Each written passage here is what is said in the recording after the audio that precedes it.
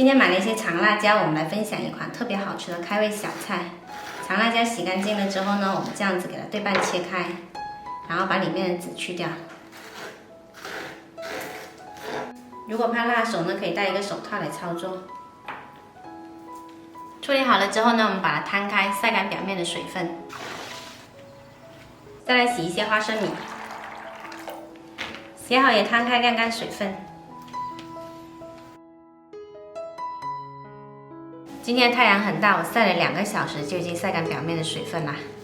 拿个大一点的盆装起来，然后我们来调一下味，加入10克盐、20克白糖、20克白酒、30克芝麻油，给它拌匀一下。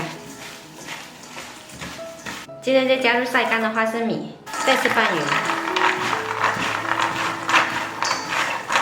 装匀了之后呢，把它装到罐子里面。这个罐子呢，一定要是干净的，无水无油。然后密封起来，放3天就可以吃了。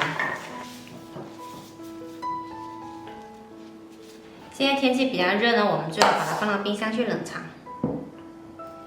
腌制了3天的辣椒呢，可以吃啦。这晾晒过的辣椒吃起来带着一股脆劲，芝麻油增加了香气，特别下饭。